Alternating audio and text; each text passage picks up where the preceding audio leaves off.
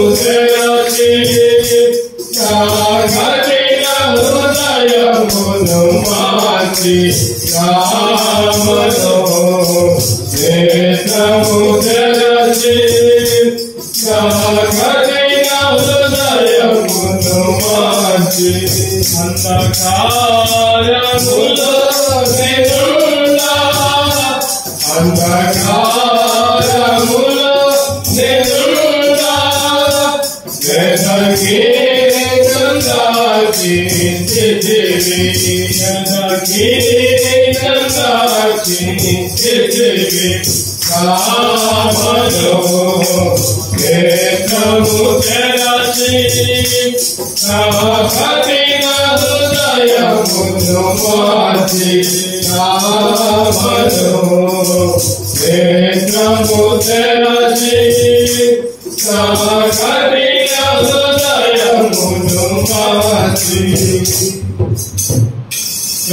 దేవునికి స్తోత్రం.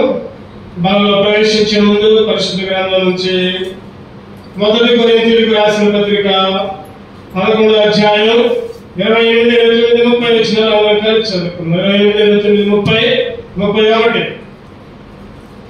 మొదటి కొరింథీయులకు రాసిన పత్రిక 11వ అధ్యాయం 28, 29, 30, 31 అందరం కలిసి చదువుకుందాం. కాబట్టి ప్రతి మనుషుడు తను పరీక్షించుకున్నాడు, అలాగూ చేసి ఆ ప్రతిని ఆ పాత్రను త్రాగలను. ప్రభు శరీరమనే చెంపకత్తిని త్రాగువాడు తనకు శిక్షావిధి తలగొట్టుకేతిని త్రాగుతున్నాడు. ఇందువలన వీళ్ళు అనేకులు బలహీనలు, రోగులై ఉన్నారు, చాలా మంది నిద్రించున్నారు. అయితే మనల్ని మనమే విమర్శించుకుని అలా తీర్పు పొందక కూదు. మనమే విమర్శించుకునే అలా తీర్పు పొందక కూదును. అదేవిధంగా మొదటి యోహాను 3వ అధ్యాయం 1వ వచనం. మొదటి యోహాను 3వ అధ్యాయం 1వ వచనం కలిసి మనము దేవుని పిల్లలమని పిలవబడినట్లు తండ్రి మనకెట్టి ప్రేమను అనుగ్రహించెనో చూడండి. మనము దేవుని పిల్లలమే, మనము దేవుని పిల్లలమే. రెండు ప్రభు సాయం గురించి ప్రార్థన చేసుకుందాం. కళ్ళు మూసుకుందాం. ప్రభా, యోగ్యంగా నీ బలలో చేసి ఇక్కడికి సిద్ధపరిచాయని మాటలు వినిపించని ప్రార్థన పూర్వకంగా ఉందాం. ప్రార్థన చేసుకుందాం. ప్రేమ తండ్రి, కృపదేవ, గొప్ప దేవ, సన్ముద్ర, నీ ఘనమైన పాదాలకి వేలాది వందనాలు స్తోత్రాలు. నీ ఘనమైన పాదాలకి ప్రభా నా యోగ్యమైన ఆరాధన సమర్పించుకుంటున్నాను ఆయన తండ్రి. ఒకప్పుడు నేను ప్రభా అపవాది పిల్లలుగా, సైతాను పిల్లలుగా ఉంటే, సైతాను కుమారుడుగా ఉంటే దేవుని కుమారుడుగా మార్చాను ప్రభా. ఒకప్పుడు నేను లోకపు కుమారులుగా, యుగ సంబంధపు కుమారులుగా ఉంటే వెలుగు సంబంధ కుమారులుగా, చీకటి కుమారుల నుంచి వెలుగు కుమారులుగా మార్చారు. ఒకప్పుడు ప్రభా అంత మాత్రం కాదు, దాస్యపు కుమారులుగా వచ్చారు ప్రభా. దాసి అయిన ఆగమ సంతానంగా ఉంచబడితే ప్రభా వాగ్దాన పుత్రులుగా, స్వతంత్రులుగా ప్రభా, స్వతంత్రాలుగా ప్రభా, స్వతంత్రాలైన ప్రభా ఇశ్రాయేలు కుమారులుగా మార్చారు ఆయన. అంత మాత్రం కాదు ఆయన ప్రభా, ఒకప్పుడు ఈ లోకంలో ఇష్టం వచ్చిన రీతిలో ప్రభా నీకు వ్యతిరేకముగా ఉండకుంటూ ప్రభా సైతాను కుమారులుగా ఉంటే, భ్రష్టత్వానికి సంబంధించిన కుమారులుగా ఉంటే ప్రభా నన్ను విడిపించారు. విడిపించడం మాత్రమే కాదు, నరకం నుంచి నరక కుమారులుగా విడిపించి ప్రభా అగ్నిగుండానికి సంబంధించిన కుమారులుగా ఉంటే విడిపించి పరలోకపు కుమారులుగా మార్చారు ఆయన. పరలోక రాజ్యానికి వారసులను నేర్చుకున్నాం ప్రభా. అంత మాత్రమే కాదు ఆయన, ఒకప్పుడు నేను అవిధేయ కుమారులుగా ఉంటే ప్రభా లెక్క లేక నీ సన్నిధి నువ్వు అంటే ప్రభా దేవుని వాక్యం అన్నా, దేవుని సన్నిధి అన్నా, దేవుని మందిరం అన్నా ప్రభా అవిధేయులుగా తిరుగులాడు ఇష్టం వచ్చిన రీతిలో ఉంటే విధేయులుగా మార్చారు. నీ సన్నిధి అంటే భయం ప్రభా, నీ వాక్యం అంటే భయం ప్రభా. ప్రభా విధేయులుగా వచ్చి విధేయులైన కుమారులుగా మార్చి ప్రభా నీ రక్తం వలన, నీ పవిత్ర రక్తం వలన, అమూల్యమైన గొర్రెల రక్తం వలన మార్చి ప్రభా పరిశుద్ధంగా చేసి ఆ ప్రశస్త రక్తంలో కడిగి నీ పరిశుద్ధ కుమారులుగా మార్చినందుకే వందనాలు తెలియజేస్తున్నాం. ఏమిచ్చి నిన్ను స్తుతించగలం, ఏమిచ్చి నిన్ను ఆరాధించగలం. విరిగి నలిగిన హృదయాన్ని నీకే అర్పిస్తున్నాం. అంత మాత్రమే కాదు నాయన, నా ఇంటికి ఉంచబడిన నీ శరీరాన్ని, నీ రక్తాన్ని యోగ్యముగా ప్రభా చేయడానికి నన్ను సిద్ధపరుస్తున్నాడు, నన్ను మమ్మల్ని సిద్ధపరుస్తున్నాడు. నీ వాక్యాలు మాకు వినిపిస్తున్నాడు ప్రభా. నీ వాక్యాలు మాకు హెచ్చరికలుగా, బుద్ధి చెప్పేదిగా, గద్దించేదిగా మారుస్తున్నాడు. నీ మాటలకి ప్రభా లోబడి విధేయులుగా ఉండి మమ్మల్ని సరి చేసుకొని యోగ్యముగానే బాగా చేసేటట్టుగా సిద్ధపరుస్తాను. నిలబడిన ఆశలు కూడా సిలువ చాటున మరుగుపరుచుకోమని ఈ సమయాన్ని మీకు అప్పచెప్పుకుంటూ యేసుక్రీస్తు పరిశుద్ధులను ప్రార్థించి వేడుకొంచున్నాము తండ్రి. ఆమేన్.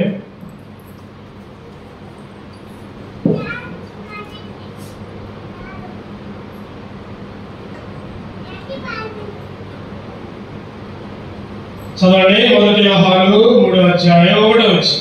1 యోహాను రాసిన పత్రిక 3వ అధ్యాయం 1వ వచనం. మనము దేవుని పిల్లలమని పిలువబడినట్లు తండ్రి తన గట్టి ప్రేమను అనుగ్రహించెను చూడుడి, మనము దేవుని పిల్లలమే. మనము ఎవరి పిల్లలు అంటే చెప్పండి, ఎవరి పిల్లలు? దేవుని పిల్లలు, దేవుని కుమారులు.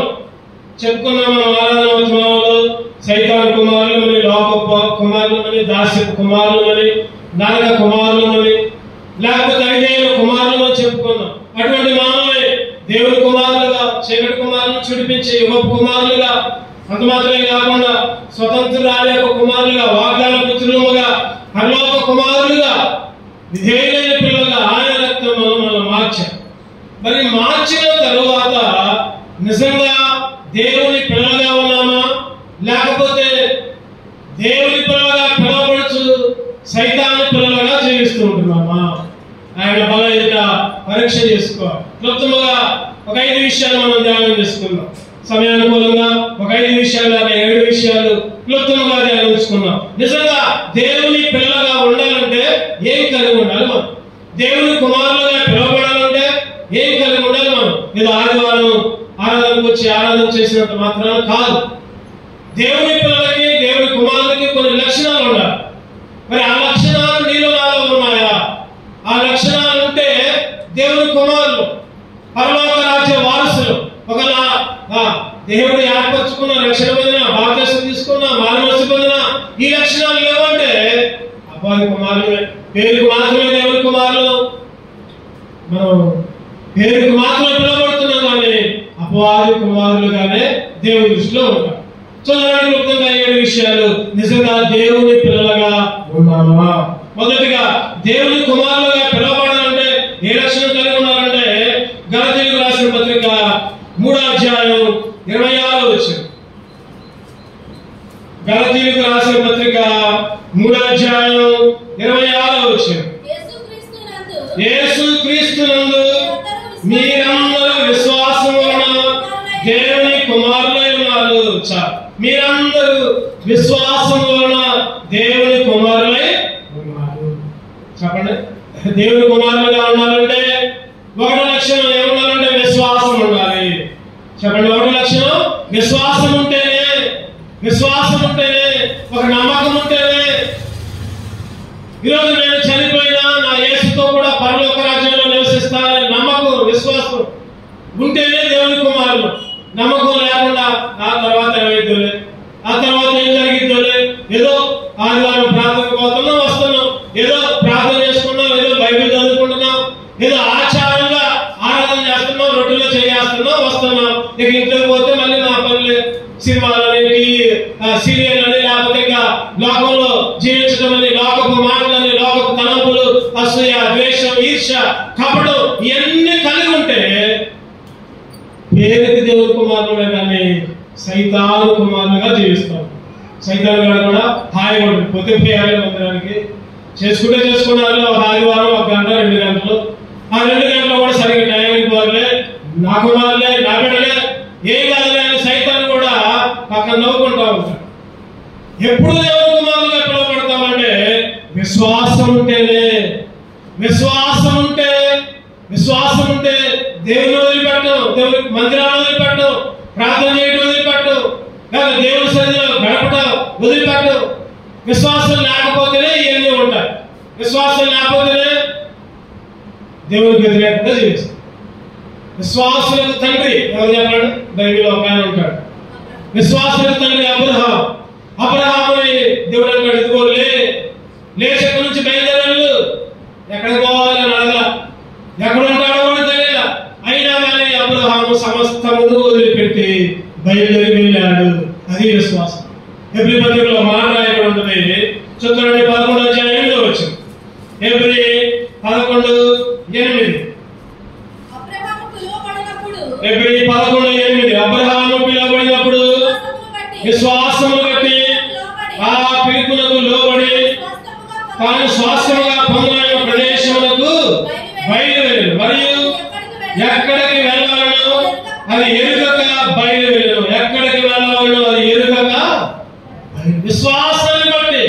ఎక్కడికి పోవాలని లేదు, ఎక్కడికి పోవాలని లేదు. విశ్వాసాన్ని బట్టి దేవుడే చెబితే చేశాడు. లేక లేక కుమారుడు పుట్టాడు. దేవుడు అన్నాడు కదా, చెప్పండి ఏమన్నాడు? నీ కుమారుణ్ణి బలి, నీ కుమారుని బలి. వెనక్కి చూడలా. ఇసాకు వేసిపోయాడు, పొలంలో బాబు వేసిపోయాడు, అగ్గిపెట్టె వేసిపోయాడు, వెలిగించాడు. ఇసాకుని దహనం చేయడానికి, ఇసాకుని దేవునికి బలి ఇవ్వడానికి సిద్ధపడ్డాడు. కత్తి నోరుతా ఉన్నాడు. ఒక ఆయన చెప్తున్నాడు కదా, ఒక భక్తుడు చెప్తున్నాడు కదా, కత్తి నోరాలంటే అప్పుడప్పుడు నీళ్లు పోయాడు. నీళ్లు పోస్తే ఇంకా పదులెక్కిద్దాడు కత్తి.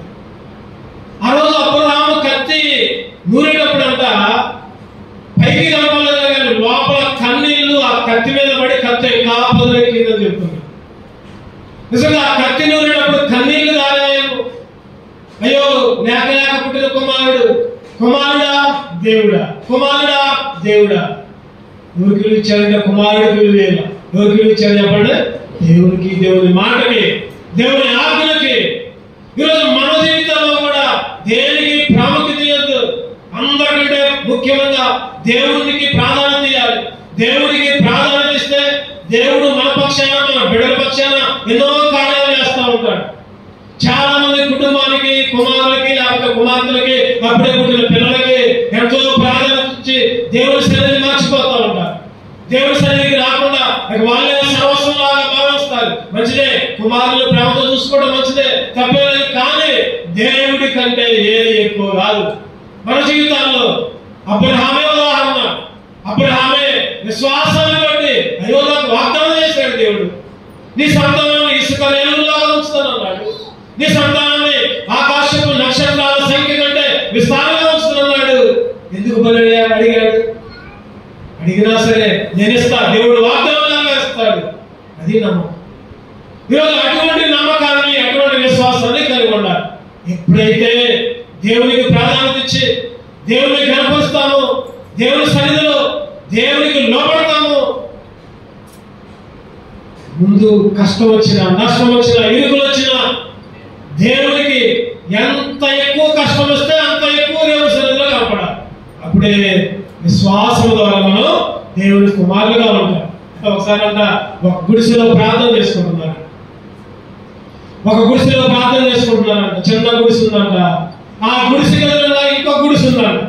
ఏంటి ఆ గుడిసె అంటే, ఇక్కడేమో ప్రార్థన జరిగింది, ఆ గుడిసెలోనేమో దొంగసాల, కళ్ళు, తాగుబోతులుగా.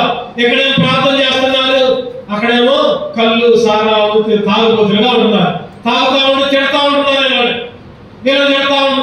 వీళ్ళందరూ చిన్న సంఘం, 5-6 సంఘం సేవకులు కలిసి ప్రార్థన చేస్తున్నారండి. అయ్యా మాకు ఈ అడ్డంకి తప్పించాయా, మేము ఆరాధన చేసుకోకుండా, పాటలు పాడుకోకుండా, లేకపోతే నీ వాక్యాన్ని వినకుండా మాకు సైతాన్ లాగా మాకు అడ్డ ఉంది. ఆ గుడిసెని తీసేయ్యా, అక్కడ ఆ గుడిసెని నాశనం చేయ, అక్కడ తాగుబోతులను కూడా చేయ్యా అని ప్రార్థన చేస్తున్నారు. అకస్మాత్తుగా ఏమైందంటే ఒక వారం రోజుల తర్వాత ఆ గుడిసె పెద్ద గాలి దుమ్ము వచ్చి గుడిసె కూలిపోయిందంట. మొత్తం కూలిపోతే ఆ గుడిసె, ఆ సారా కాంట్రాక్టర్, ఆ వ్యాపారి ఏం చేశారంటే కేసు పెట్టాడు పోలీస్ స్టేషన్. ఏమైనా కేసు పెట్టాడంటే, అయ్యా ఇగో మా ఎదురుగా ఒక ప్రార్థన మందిరం ఉంది, వాళ్ళు కూడా గుడిసెలో రోజు ప్రార్థన చేస్తున్నారయ్యా, మా గుడిసె కూలిపోవాలి, మా సారా వ్యాపారం నశించుకోవాలని తాగుబోతులు ఎవరు వచ్చి ఇక్కడ తాగకూడదని ప్రార్థన చేశారు, అందుకే కూలిపోయింది, అవి వాళ్ళ మీద కేసు పెట్టండి అని చెప్పి కేసు పెట్టారు. కానిస్టేబుల్, ఎస్ఐ వాళ్ళు పిలిపించారంట. 5 పిలిపించారంట పోలీస్ స్టేషన్. ఏందమ్మా మీరు చేపట్టి అది కూలిందంట, వీళ్ళు అన్నారంట, అయ్యా మా తప్పేం లేదయ్యా, మేము ఏదో ప్రార్థన చేసిను, ఏదో ఆచార్యంగా ప్రార్థన చేసిను, దాంట్లో మా తప్పే లేదు, అది గాలి వచ్చి కూలిపోయింది, మా తప్పు లేదు అని అన్నాడు. అంటే ఈ ఉదాహరణ ఎందుకు చెప్పానంటే, వీళ్ళిద్దరిలో ప్రార్థన చేసిన వాళ్ళకి విశ్వాసం లేదు. నేను ప్రార్థన చేస్తే అది కూలిపోతాని విశ్వాసం లేకుండా ప్రార్థన చేశాను. అన్యుడికి ఉన్న విశ్వాసం, అన్యుడికి ఉన్న నమ్మకం, వాళ్ళ నమ్మకం ఏంటి? వీళ్ళు ప్రార్థన చేశారు కాబట్టి కూలిపోయింది. అంటే అన్యులకు ఉన్న విశ్వాసం కూడా ఈరోజు విశ్వాసానికి పేరుకే కానీ విశ్వాసం ఉన్నట్లా. ఈరోజు చాలా మంది విశ్వాసంగా ఉండలేకపోతున్నారు, విశ్వాసంతో దేవుని కార్యాలు చూడలేకపోతున్నారు. ఎప్పుడు సొంత ఆలోచనలు, సొంత తలంపులు, సొంత కార్యాలే, దేవుని మీద ఆధారపట్ల. దేవుడు నన్ను పిలిచాడు, దేవుని బిడ్డగా ఉన్నా, దేవుని మందిరానికి వెళ్తున్నా, నా జీవితం, నా కుటుంబ జీవితం, నా పిల్లలు, నా తల్లిదండ్రులు అంతా దేవుడే చూసుకుంటాడు. దేవుడే ప్రతి మేలైన కష్టమైన దేవుడే నడిపించుకుంటాడు అనే విశ్వాసం ఉండలేకపోతుంది. ఈరోజు పేరుకు మాత్రం విశ్వాసంలో, పేరుకు మాత్రం దేవుని కుమారులు అన్ని సైతాన్ ఆలోచన, అన్ని సైతాన్ తలంపులు, లోకపు ఆలోచన, ఈ యొక్కపు ఆలోచనలే నిజంగా బలలో చేసేటప్పుడు ఇటువంటి ఆలోచనలు ఉంటే ప్రభువా ఈ రోజు నుంచి విశ్వాసంతో నీ కుమారులుగా ఎక్కడబడ్డాడు నాకు తోడుగా ఉన్నాయా అని అడుగుదా. మొదటిగా దేవుని కుమారులుగా ఉండాలంటే ఏముండాలంటే చెప్పండి, విశ్వాసులుగా ఉండాలి. విశ్వాసం. రెండవగా చూద్దామండి, క్లుప్తంగా ధ్యానించుకుందాం. మలాకి 1:6. మలాకి చివరి పుస్తకం, పాత నిబంధనలో చివరి పుస్తకం. మలాకి 1వ అధ్యాయం 6వ వచనం, పేజీ నంబర్ 785. కుమారుడు తన తండ్రిని గణపరచును కదా, దాసుడు తన యజమానిని గణపరచును కదా. నా నామమును నిర్లక్ష్యపెట్టి యాజకులారా, నేను తండ్రినైతే నాకు రావాల్సిన ఘనత ఏమాయన చాచ. కుమారుడు తన తండ్రిని ఘనపరచును కదా. ఈరోజు నిజంగా దేవుని కుమారులు అయితే మనం ఏం చేయాలంటే మన తండ్రిని, అంటే మన తండ్రి అయిన దేవుణ్ణి ఘనపరిచే వాళ్ళగా ఉండాలి, మన తండ్రిని ఆరాధించే వాళ్ళగా ఉండాలి, మన తండ్రిని మహింపరిచే వాళ్ళగా ఉండాలి. దేవుని కుమారుడు అయితే, దేవుని కుమార్తె అయితే ఎవరికి కనపరచాలి, ఎవరికి ప్రాముఖ్యత ఇవ్వాలంటే దేవునికి ప్రాముఖ్యత, దేవుని ఘనపరిచే విధంగా. దేవుని కనపరచడం అంటే చెప్పండి, చాలా సార్లు చెప్పాను. దేవుని కనపరచడం అంటే నీ సమయాన్ని దేవుడికి ఇవ్వాలి, నీ సమయంలో దేవుని కనపరచాలి. రోజుకి 24 గంటలు అయితే 2 గంటల 40 నిమిషాలు దేవుడికి ఇవ్వాలి. తర్వాత నీ బలాన్ని దేవుడికి ఇవ్వాలి, నీకు ఇచ్చిన బలాన్ని దేవుని కొరకు ఉపయోగించాలి. నీకు ఇచ్చిన భాగంలో నుంచి, దేవుడు నీకు ఇచ్చిన ఆస్తిలో నుంచి కూడా దేవుని కనపరచాలి. 3 విషయాలుగా కుమారుడు అయితే తండ్రిని ఘనపరచును కదా. అంటే కుమారుడు కాకపోతే తండ్రిని ఘనపరచడు, అంతే. కుమారుడైతే ఘనపరుస్తాడు, కుమారుడైతే మహింపరుస్తాడు, కుమారుడైతే ఆరాధన చేస్తాడు. రోజు నువ్వు నేను ఈ లోకంలో ఎందుకు పుట్టావు దేవుని మహింపరచడానికే, దేవుని ఘనపరచడానికే. చూద్దారండి పరిశుద్ధ గ్రంథంలో మత్తయి సువార్త 5వ అధ్యాయం 16వ వచనం. మత్తయి సువార్త 5వ అధ్యాయం 16వ వచనం. మనుషులు మీ సత్క్రియలను చూచి పరలోకమందున మీ తండ్రిని మహిమపరచునట్లు వారి ఎదుట మీ వెలుగు ప్రకాశింపని. మనుషులు మీ సత్క్రియలను చూసి పరలోకమందున మీ తండ్రిని మహిమపరచునట్లు. చెప్పండి, ఎవరు మహిమపరచాలంటే పరలోకంలో నీ తండ్రిని ఆరాధించు, స్తుతించు, గణపరచు, నీ తండ్రికి నిన్నే అర్పించుకో. ఈరోజు ఆరాధనలో దేవుడికి ఎప్పుడు మనం ప్రార్థనలు ఎట్లా ఉండేయండి ఎప్పుడు ప్రభా నాకు అది నాకు ఆరోగ్యమి, ప్రభు నాకు మంచిది, నాకు మంచి ఉద్యోగమే, నాకు నా పిల్లలకు మంచి భవిష్యత్తు, మంచి కాలేజీలు స్వీకరించినట్టు ఎప్పుడు అడుక్కోవాలి. ఆయన స్తుతించాలి మనం ముందుగా, తర్వాత అడిగే సంగతి తర్వాత. దేవుడు అంట ఉదాహరణ, దేవుడు అంట ఒక 2 దేవదూతలను ఈ లోకానికి పంపాడు. 2 దేవదూతలకు 2 గంపలు ఇచ్చి పంపాడు. ఒక గంపేమో ఒక దేవదూతను పిలిచి, అయ్యా ఇగో ఎవరైతే ఈ లోకంలో ఏమేమి అడుగుతారో అవన్నీ కూడా ఈ గంపలో రాసుకో అని ఒక గంప దేవదూతకు ఇచ్చి పంపించాడు. ఎవరెవరు ఏమేమి అడుగుతారో అవన్నీ రాసుకుంటా. ఇంకొక దేవదూతను పిలిచి అన్నాడంట, ఈ లోకంలోకి వెళ్ళు, ఎవరెవరు నన్ను స్తుతిస్తారో, నన్ను కనపరుస్తారో వాళ్ళు ఎంతమంది ఉన్నారో వాళ్ళ పేర్లు రాసుకుంటా అన్నాడు. అంటే 2 దేవదూతలు కింద పంపించారు. 2 దేవదూతలు కిందకు వచ్చారు, మళ్ళీ పైకి పోయారు. ఈ ఆరాధనలో స్థుతులు చెల్లించే గంపైన హాయిగా గంప ఊపుకుంటా హాయిగా ఆ దేవతతో పాటలు పాడుకుంటూ గంపని అటు ఇటు ఊపుకుంటా వస్తున్నాడు. అడిగాడంట, ఏంటి గంప ఖాళీగా ఉంది, తక్కువ పేర్లే ఉన్నాయా ఏంటంటే అన్నాడ, అయ్యా అసలు ఎవరు నిన్ను స్తుతించాలి, ఎవరు నిన్ను ఆరాధించాల, చాలా తక్కువ మంది స్తుతిస్తున్నారు, అందుకే గంప తేలిగా ఉంది, హాయిగా వచ్చా అన్నాడు. ఇంకొక దేవతతో చూస్తే ఆ దేవత ఈడ్చుకుంటా గంపను లాక్కోలేక బాగా బరువు మోసుకొని వస్తున్నాడు. ఏంటి సంగతి అంటే అయ్యా ఎక్కడికి పోయినా, ఉన్నోడి దగ్గర పోయినా లేనుడి దగ్గర పోయినా, ఎవరి దగ్గర పోయినా నాకు అది కావాలి, నాకు ఇది కావాలి, ఇంకో గంప నిండిపోయింది, బరువుతో ఉంది, నేను లాక్కొని వస్తున్నాను. ఈరోజు నిజంగా చాలా మంది ఈ లోకంలో చాలా మంది ఎట్లా ఉన్నారంటే దేవుడి ద్వారా ఏదైనా పొందుకుందామనే, దేవుడు మేలు చేస్తాడనే సామెత ఉంది. ఏంటంటే మా ఇంటికి వస్తే ఏం ఇస్తావు, మీ ఇంటికి వస్తే ఏం పెడతావు అంతే. అడిగిపోయినా వాళ్ళే ఏమన్నా పెట్టాలి, ఇక్కడికి వచ్చినా వాళ్ళే ఏమన్నా. మా ఇంటికి వస్తే ఏం పెడతావు, ఏం చేస్తావు, మీ ఇంటికి వస్తే ఏం పెడతావు, మనమే టాపిక్. ఈరోజు నువ్వు నేను కూడా చాలా విషయాల్లో ఇటువంటి స్థితిలోనే ఉన్నాం. దేవుడిని గణపరచట్ల. అరే దేవుడి ఆరోగ్యం ఇచ్చాడే, దేవుడు సజీవంగా ఉంచాడే, దేవుడు ఎంతవరకు కాచి కాపాడుతున్నాడే, ఉన్న స్థితిలోనే కాపాడుతుంటున్నాడే. ఈ విధంగా సజీవంగా ఉంచావా, ఎందుకని నేను ఆరాధిస్తున్నా. ఈరోజు చాలా మంది నమ్మలేకపోతున్నారు, ఎప్పుడు చూసినా నాకు అది లేదు, నాకు ఇది లేదు, నాకు అది కావాలి, నాకు ఇది కావాలి.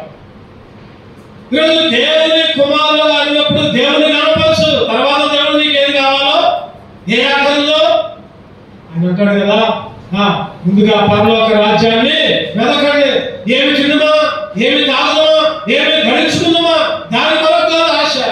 పరలోకమందున్న మీ తండ్రిని వెతకండి, ఏమి కావాలో అప్పుడు నీకు అది. రెండో విషయంగా నిజంగా దేవుని కుమారుడు అయితే, నిజంగా దేవుని కుమార్తె అయితే ఆయన ఆరాధించాలి, ఆయన స్తుతించాలి. ఉన్న స్థితిని బట్టి ప్రభా అందరికీ ఈ ధన్యత లేదు, నాకైతే ఈ ధన్యత ఇచ్చారు చాలా. ఏమి జరిగినా, కష్టం వచ్చినా, నష్టం వచ్చినా, సంతోషం వచ్చినా నిన్నే స్తుతిస్తాను, నిన్నే ఆరాధిస్తాను. ఈరోజు తండ్రిని కనపరచాలి కుమారులుగా. చూద్దామండి, మూడవదిగా, ఒకటోది విశ్వాసం ఉంచాలి కుమారుడు. రెండవది కుమారుడు అయితే దేవుని ఘనపరచాలి. మూడవదిగా రోమీయులకు రాసిన పత్రిక 8వ అధ్యాయం 14వ వచనం. రోమీయులకు రాసిన పత్రిక 8:14. రోమీయులకు రాసిన పత్రిక 8:14. దేవుని ఆత్మ చేత ఎందరూ నడిపింపబడుదురో వారందరూ దేవుని కుమారులుగా ఉంటారు. దేవుని ఆత్మ చేత నడిపింపు, దేవుని ఆత్మ నడిపింపు. ఈరోజు సైతాను ఆత్మ నడిపింపు కాదు. ఈరోజు నీ జీవితంలో, నా జీవితంలో పొద్దున్న లేసి ప్రార్థన చేసుకోనయ్యా, నీ చిత్త ప్రకారం ఈ రోజంతా నడిపినాయన. దేవుని ఆత్మ నడిపింపు ఉంటే, దేవుని ఆత్మ ప్రేరేపణ ఉంటే. ఆ రోజు పౌలు కొన్ని ప్రదేశాలకు వస్తానని చెప్పినా కూడా పోలేదంట. కారణం, దేవుడు అక్కడికి వద్దామన్నా కూడా దేవుడు నన్ను రానియలేదు అంటా ఉంటాడు, దేవుని ఆత్మ నడిపింపు లేదు అంటా ఉంటాడు, దేవుని ఆత్మ ప్రేరేపణ లేదు అంటా ఉంటాడు. అప్పుడప్పుడు మనం కూడా అంటా ఉంటాం, దేవుని చిత్తమైతే, దేవుడు అనుకూలపరిస్తే. ఈరోజు మనం ఏది చేసినా కూడా దేవుని ఆత్మ ప్రేరేపణే. వెంటనే మనం చెప్పకూడదు, ఫలానా రోజు ఫలానా దగ్గర మీటింగ్, ఎవరు ప్రార్థన చేయాలంటే ఆ మీటింగ్ కొరకు ప్రభా నీ చిత్తమైతే, ప్రభా నీ ఆత్మ నడిపింపు సక్రమంగా ఉంటే ముందు మనమే నడిపించుకుంటా ఉంటాం. అంత మనిష్టమే. దేవుని ఆత్మ, దేవుని దగ్గర ప్రార్థన చేసేది లేదు, పొందుకునేది లేదు, దేవుని సన్నిధిలో గోజాడేది లేదు. ప్రభా నీ చిత్తమైతే కార్యాలు జరిగింది అయ్యా, ఫలానా రోజు అనుకున్నాం, ఏ రోజు మీరే సిద్ధపరుస్తున్నాడు అయ్యా. ఈరోజు మనం ఏదైనా దేవుని విషయంలో కార్యాలు చేయాలంటే, కుటుంబంలో కూడా ఏదైనా కార్యాలు చేయాలంటే దేవుని అడగాలి, దేవుని ఆత్మ నడిపింపు ఉండాలి, దేవుని ప్రేరేపణ ఉండాలి. దేవుని ప్రేరేపణ లేకుండా మన చిత్తంతో చేస్తే ఆ కార్యాలు ఏమైతే మధ్యలోనే కుంటుపడిపోతా ఉంటాయి. మళ్ళీ మనం దేవుడిని నిందిస్తాం. దేవుడు ఏంటి, దేవుడేంటి నాకు ఈ పని చేయాలా, దేవుడేంటి నాకు కార్యం చేయాలి, నేను మంచిగానే ఆరాధన కడుతున్నా కదా, నేను మంచిగానే దశభాగాలు ఇస్తున్నా కదా, నేను మంచిగానే భక్తిగా ఉంటున్నా కదా, ఏంటి దేవుడి కార్యం చేయాలా, ఏంటి నా పిల్లల పట్ల ఎట్లా చేస్తాడు దేవుడు, ఏంటి నా ఆరోగ్య విషయంలో ఎట్లా చేస్తాడు దేవుడు. దేవుని చిత్త ప్రకారం నడవట్ల, అందుకనే దేవుడు ఆఫ్ చేస్తున్నాడేమో. దేవుని చిత్త ప్రకారం ఉండట్ల, అంతా సొంత ఇష్టం, సొంత తలంపులు, సొంత ఆలోచనలు, నేనేదనుకుంటే అదే, నేనేదనుకుంటే అదే. కొంతమంది అంటారు కదా, ఒక్కొక్కరు అంటారు, ఏదైనా ఒక సామెత ఉంది, నేను పట్టిన కుందేలుకి, చెప్పండి, నేను పట్టిన కుందేలుకి ఎన్ని కాళ్ళు, అసలు కుందేలుకి ఎన్ని కాళ్ళు ఉంటాయి? 4 కాళ్ళు. నేను పట్టిన కుందేలకు 3 కాళ్ళు అంటాడు. ఎందుకని? వాడు ఏదైతే కాలుతో పట్టుకున్నాడో ఆ కాలు కనపడదు, వాడు చేత్తో ఆ కాలు పట్టుకున్నాడు, లెక్కేస్తాడు 1 2 3 అంతే. నేను పట్టుకున్న కుందేలకు 3 కాళ్ళే, వాడు పట్టుకున్న కాళ్ళని లెక్కయ్యాడు. ఈరోజు చాలా మంది కూడా నేను పట్టుకున్న కుందేలకు 3 కాళ్ళే అంటారు. కారణం ఏంటంటే అతిశయం, గర్వం, డంబం. నేనేనంటే అదే, నా మాటే చల్లాలి, సంఘంలో నా మాటే చల్లాలి, ఇంట్లో నా మాటే చల్లాలి, బయట నా మాటే చల్లాలి, అంతా నా ఇష్టం, నా ఇష్టం. దేవుని ఇష్టం నెరవేర్చు, మరి దేవుని కుమారులుగా నేను నీ సొంత ఇష్టం కాదు, సొంత కార్యాలు కాదు, అందరూ సొంత కార్యాలే చూచుకొచ్చున్నారు అని బైబిల్లో రాయబడి ఉంటుంది. మంచిదే, సొంత కార్యాల కంటే దేవుని కార్యాలు, దేవుని చిత్తాన్ని నెరవేర్చు, దేవుని ఆత్మ నడిపించినట్టు చేయి. నీ కుమారుడిగా నీ ఆత్మ నడిపించయ్యా. 4ది దేవుని కుమారుడుగా ఉండాలంటే మత్తయి సువార్త 5వ అధ్యాయం 9వ వచనం. మత్తయి సువార్త 5:9. సమాధానపరచువారు ధన్యులు, వారు దేవుని కుమారులు. దేవుని కుమారులుగా పిలువబడాలంటే, దేవుని కుమార్తెగా పిలువబడాలంటే సమాధానం కలిగి ఉండాలి. సమాధానం, నెమ్మది, సంతోషం. ఎట్లా ఉండాలి? నీ ముఖం ప్రకాశిస్తూ ఉండాలి. దేవుని కుమారులుగా చిటపట్లు ఆడకూడదు, దేవుని బిడ్డగా చిటపట్లు ఆడకూడదు. కొంతమంది చూస్తే అర్థమైపోతుంది, ముఖాలు చూస్తేనే చిటపట్లు ఆడుతూ ఉంటాయి. అంటే ప్రేమడు, ప్రేమించే స్వభావముడు, దేవుని బిడ్డే, విశ్వాస రక్షణ పొందలే. దేవుని కుమారులుగా పిలవడాలంటే ఎల్లప్పుడూ సంతోషం కలిగి ఉండాలి, ఎల్లప్పుడూ సమాధానం కలిగి ఉండాలి. ఎవరన్నా సమాధానం లేకపోతే వాళ్ళ మధ్యలో దూరి సమాధానం పరచాలి. అంతేగాని వాళ్ళ మాట్లాడిపోతే ఆయన దగ్గర పోయి ఆయన కేసు, ఏ దగ్గర పోయి ఏ కేసు, ఇద్దరికి పొడవ పెట్టే వాళ్ళగా ఉండకూడదు. దేవుని బిడ్డలు గుర్తుపెట్టుకోవాలి. ఈరోజు సాధ్యమైతే సమాధానం పరచు, లేకపోతే ప్రార్థన చేయి. ఈరోజు సమాధాన పరచువారు దేవుని కుమారులు అనబడుతుంది. సమాధాన పరిచే వాళ్ళగా 1 పేతురు 3వ అధ్యాయం 11వ వచనం చూస్తే, 1 పేతురు 3వ అధ్యాయం 11వ వచనం, అతడు కీడు నుండి తొలగి మేలు చేయవలెను, సమాధానాన్ని వెతకి వెంటాడు, సమాధానాన్ని వెతకి వెంటాడవలెను, సమాధానాన్ని వెతకి వెంటాడ. కీడు నుండి తొలగి మేలు చేయాలి. నువ్వు దేవుని కుమారుడు, దేవుని కుమార్తె అయితే సమాధానాన్ని వెతకి వెంటాడు, సమాధాన పరచాలి. నీ ఇంట్లో నీ పిల్లలు, నీ భార్య, నీ భర్త. చాలా మంది ఈరోజు సేవలు అంటున్నాడు కదా, చాలా మంది ప్రార్థనకు వచ్చినప్పుడు అంతా ఇళ్ళలో తగాదాలు పెట్టుకుని వస్తారు. భర్తతో తగాదాలు పెట్టుకుని భార్య వచ్చింది, భార్యతో తగాదాలు పెట్టుకుని భర్త వస్తారు, లేదా పిల్లలను కోపగించుకొని తల్లిదండ్రులు మందిరానికి వస్తారు. ఈరోజు చాలా మంది మందిరానికి వచ్చినప్పుడు ఇళ్ళలో తగాదాలు పెట్టుకుని భర్తలు, భార్యలు, పిల్లలను, లేదా అత్తమామలు, లేదా తల్లిదండ్రులను దూషించి వాళ్ళతో తగాదాలు పెట్టుకొని చెప్తా ఉంటారు. భార్య భర్తలు, భర్త ప్రార్థనకు వస్తే భార్య ప్రార్థనకు వస్తే భర్తను అడిగితే అయ్యా ఎందుకు రావాలి, భార్య వచ్చిందిగా ప్రార్థన కంటే అంటాడు కదా, అయ్యా ప్రార్థనకు వచ్చినప్పుడు తగాదా పెట్టుకొని వచ్చింది, అయ్యా నన్ను తిట్టి వచ్చింది అందుకని నేను రాలేకపోయా.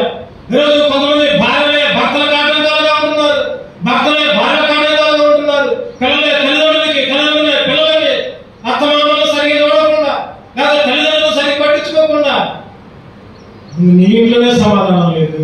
ఇంకా సంఘంలో ఏ సమాధానం? ఈరోజు నాతో ఏంటంటే దేవుని కుమారులుగా ఉండాలంటే, దేవుని కుమార్తెలుగా ఉండాలంటే మన జీవితాల్లో సమాధానం ఉండాలి.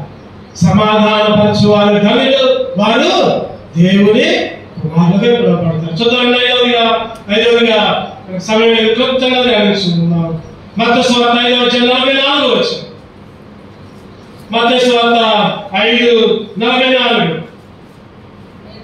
నేను మీతో చెప్పినది ఏమనగా, మీరు పరలోకమందున్న మీ తండ్రికి కుమారులైనట్లు మీ శత్రువులను ప్రేమించుడి, మిమ్మల్ని హింసించు వారి వరకు ప్రార్థన చేయండి. మీ శత్రువులను ప్రేమించు.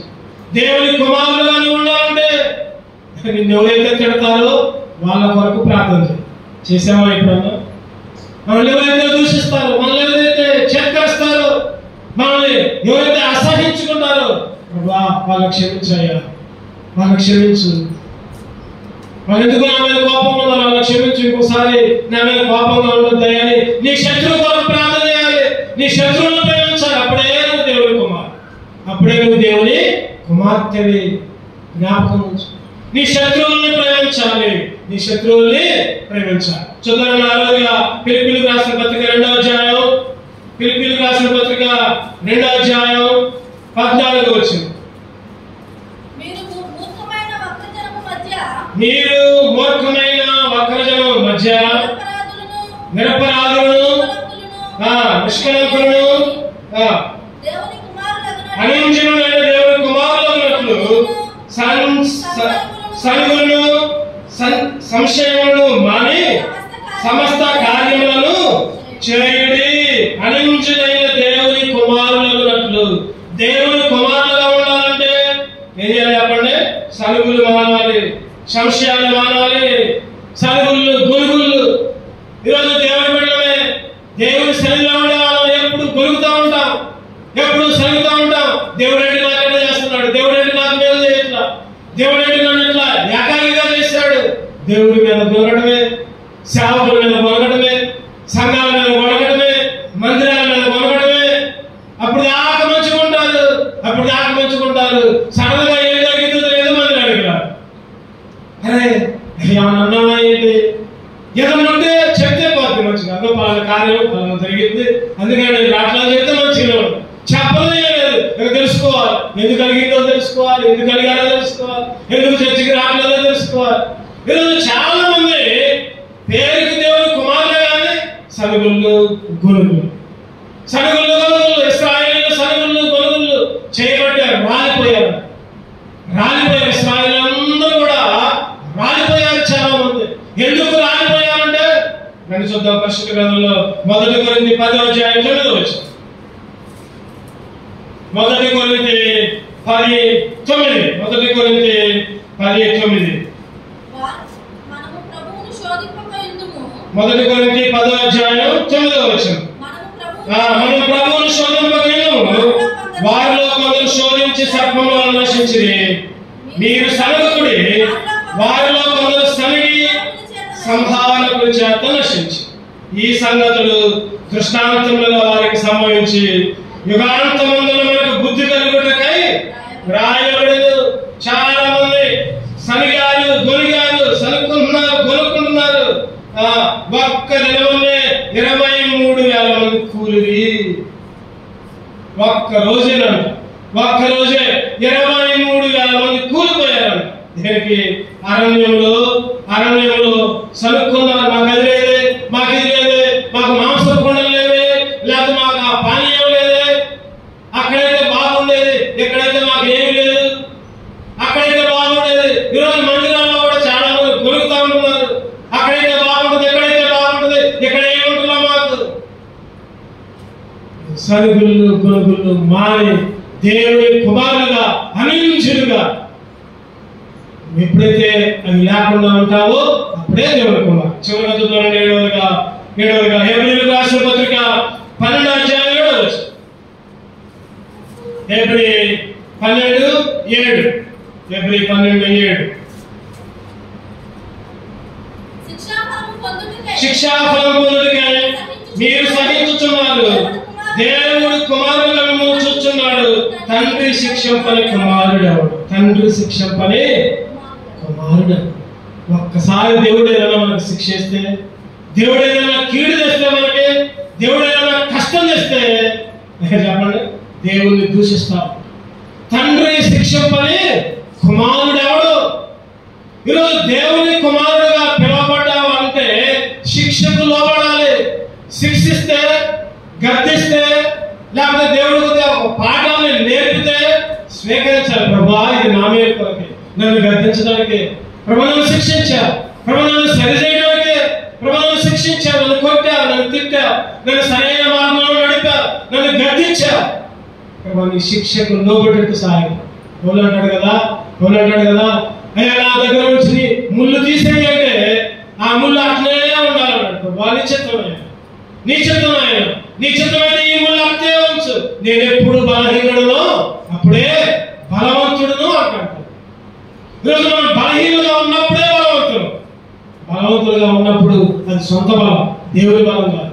బలహీనులుగా ఉన్నప్పుడే అది దేవుని బలంగా మార్చబడి. ఈరోజు దేవుని శిక్షను స్వీకరించాలి. దేవుడు వేసే గద్దెంపులు, దేవుడు మన జీవితంలో ఏదైనా నష్టాలు తీసుకుని వస్తే వాటిని ప్రభా నీ చిత్తం అయ్యా, నీ చిత్తం ఈ నష్టాన్ని భరించాలంటే ప్రభా నీ చిత్తం అయ్యా, ప్రభా ఈ కష్టం, ఈ బాధ ప్రభా నీ చిత్త ప్రకారమే. ప్రభా నువ్వు శిక్షింపని కుమారుడు ఎవడు? రెండు కళ్ళు మూసుకున్నాం, ఒకసారి మనం వేసారి చేసుకున్నాం. 7 విషయాలు దేవుడు మనతో మాట్లాడు. నిజంగా దేవుని కుమారుడిగా ఉండాలంటే విశ్వాసం ఉండాలి. విశ్వాసం లేకపోతే దేవుని కుమారుడివి కాదు. కళ్ళు మూసుకున్నాం, సరి చేసుకున్నాం. విశ్వాసం ఉండాలి. దేవుని కనపరచాలి. దేవుని కుమారుడు అయితే దేవుని ఆత్మ నడిపింపు ఉండాలి. దేవుని కుమారుడు అయితే సమాధానం ఉండాలి. దేవుని కుమారుడు అయితే సమాధానపరచబడాలి. దేవుని కుమారుడు అయితే శత్రువును కూడా ప్రేమించాలి. సనుగుల్లో గొలుగుల్లో శిక్షకు కూడా లోబడాలి. ఒకసారి మనం సరి చేసుకున్నాం, యోగ్యంగా పనులు చేయాలి.